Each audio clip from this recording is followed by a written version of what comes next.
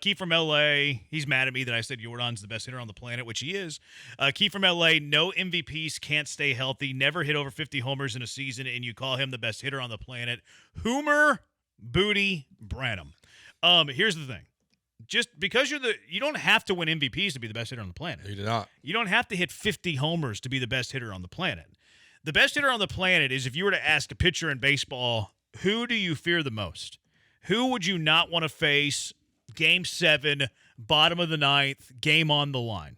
Because if you polled every single pitcher in Major League Baseball, you know what there'd be multiple answers. It wouldn't be 100% Yordan. But do you know who would lead that list? He would. Yordan Alvarez would lead that list. Yordan Alvarez would get more votes than Aaron Judge because Judge can't hit in the playoffs. He would get more votes than Shohei Ohtani because Shohei Ohtani swings and misses. If you asked every pitcher in baseball, give me one hitter that you fear, game on the line, Game 7, bottom of the ninth, and the most popular answer, he wouldn't even have over half of the vote. He wouldn't have a majority of the vote. But you know who would be the leading vote getter if you asked every single pitcher in baseball that question? Yordan Alvarez would be that hitter because Yordan Alvarez is a complete hitter. And look, they have their ups and downs of a season. Every hitter does, but Yordan Alvarez, on average, doesn't chase pitches out of the zone. He doesn't swing and miss much. He puts the ball in play, and he is a freak show. Judge is a freak show. Shohei's a freak show. You have a bunch of Bobby Witt's a freak show. There's a lot of freak shows in baseball, but Yordan Alvarez is the best hitter on the planet. And he meets the moment. Meets the moment. Like big time versus the other guys. Turns the games upside down. Yeah, between that, the Seattle home run, you don't want him, especially you're bringing a lefty to face him. It's not going to work. We saw that twice in 2022. So I do think Yordan Alvarez, when he's healthy, is the best hitter on the planet. Best hitter on the planet. Junkie says Freddie Freeman. Would that hitter? No, he wouldn't. 97 miniseries Rough Riders was filmed in the back of my childhood neighborhood in Conroe, Eric the Buyer. The Row. There aren't factories, there are plants and refineries, genius. Yeah, but you misspelled there. So you're calling me out for my intelligence, and then you misspelled there. So you lose. They aren't factories, they're plants and refineries, genius. He spelled there Their. Yeah, that was a misplay there. It is. You're going after somebody's intelligence because I misspoke, and then you're misspelling there. That's a bad look. Yeah, you can't do that. It's a bad look. You just can't do it. Yeah, it's rough. Can't do it.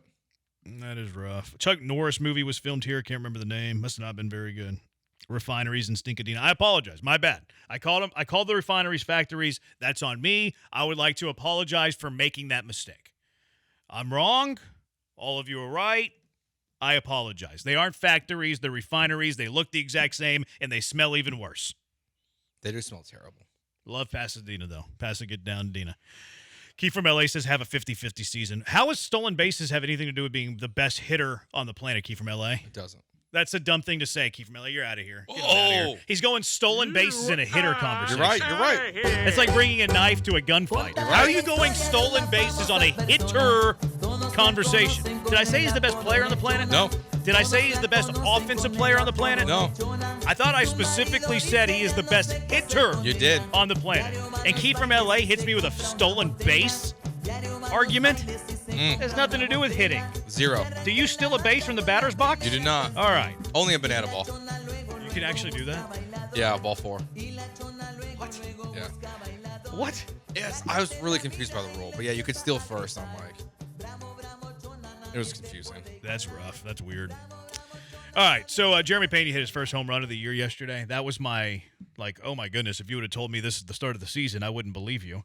First homer of the season comes on May 26th for Jeremy Peña. To be honest, totally overlooked that he hadn't hit one yet. I mean, yeah. It's just I just kind of assumed he did. The injuries have obviously derailed him, but he's not had a good year. No, but all 4 home runs yesterday were. God, they crushed all of them. Pulverized. They smashed baseball. Yeah, Jeremy Peña's OPS plus is 85. That's bad. Not a good year. He's only had 73 at-bats, though. He'll probably figure it out. Maybe that'll get him going. Hopefully that gets him going, that home run yesterday. But do you attribute anything here to, the Cam Smith's road numbers?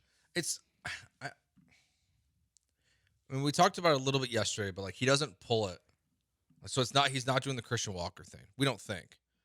Where he's trying to pull it into the Crawford boxes and take advantage of them, like Dana Brown said Christian Walker is. I don't know. I wonder if he is trying to do that. I mean, it feels like it's that, or it definitely feels more mental.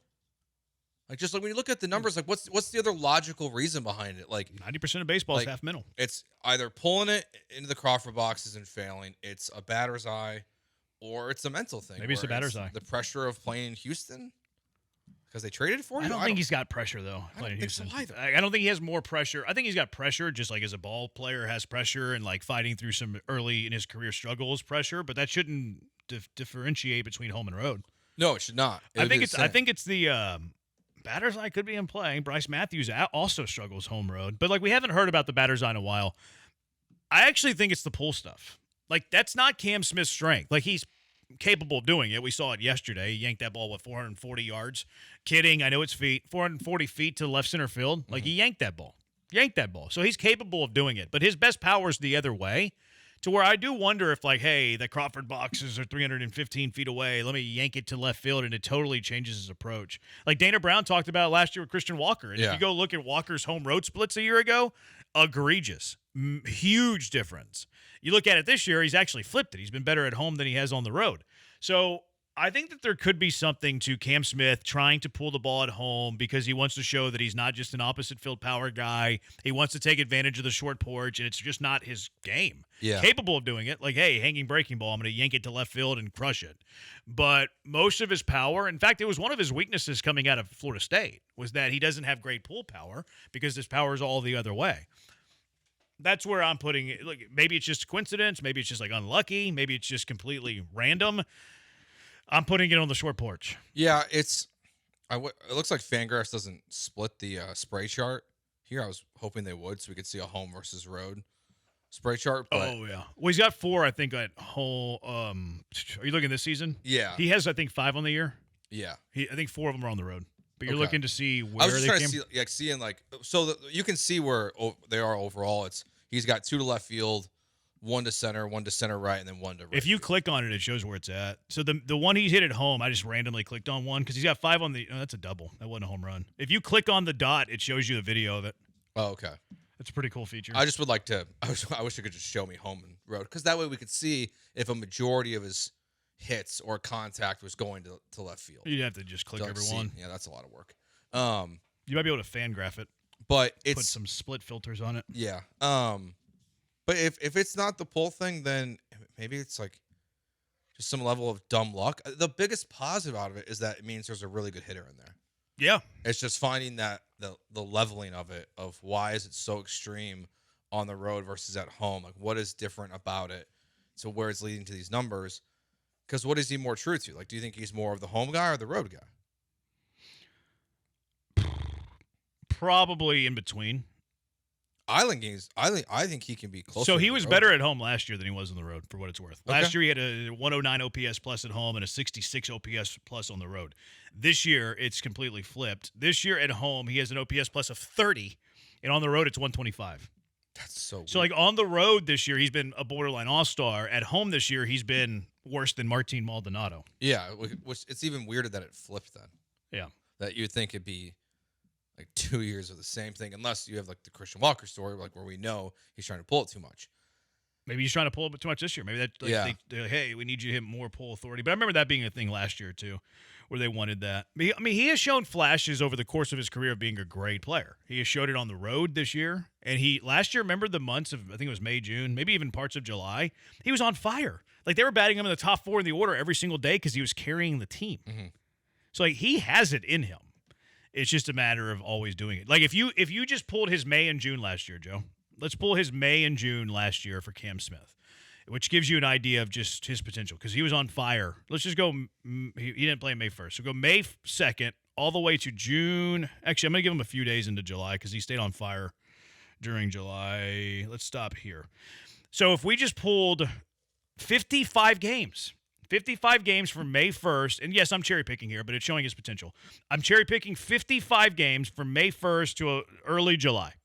Cherry picking for sure. In those 55 games, he had 221 plate appearances. That's a big sample. It is 204 at bats. That's a big sample. This isn't some like, oh, what is he doing over the last 5 games and 40 at bats? In those 55 games, he hit 314 with an 822 OPS. Like that's a 55 game sample. Yeah, that's not. Like, that's a third of a season. Yeah. Like he has it in him. It's just a matter of unlocking it all. Is it a matter of maybe they he should have needed more seasoning? Yeah, probably. But Yeah, I still think he's got a ton of potential. No, I agree. I think the seasoning thing's never going to change. Like even because if it takes him another, let's say, just like the rest of the season and into next year, like we see like the full potential of Cam Smith. It's like, did you still stunt the growth by not just keeping in the minors for a little bit longer, Maybe. versus bringing him up? Now, hopefully at the end of the day, like he's just an elite level player and it won't really matter. But like we've seen major growth, I think, in right field from him again this year, and he was already good last year. But I think he's really even good. better this year. Besides his brick hands, but like He going does after the brick ball, hands like every he's now and good. then.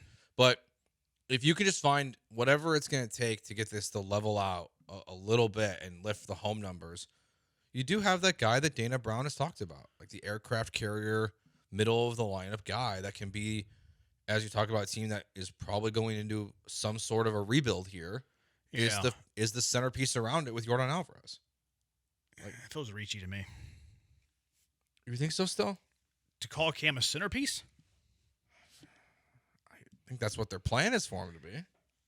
I mean, I still think he's got a ways to go. I mean, this is part of the trouble too. Is like he's got 4 more years after this one. Like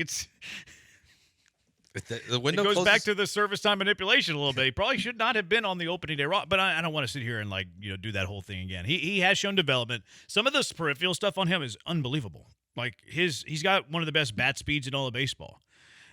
His expected numbers are way better than his normal numbers. So I think it's in him.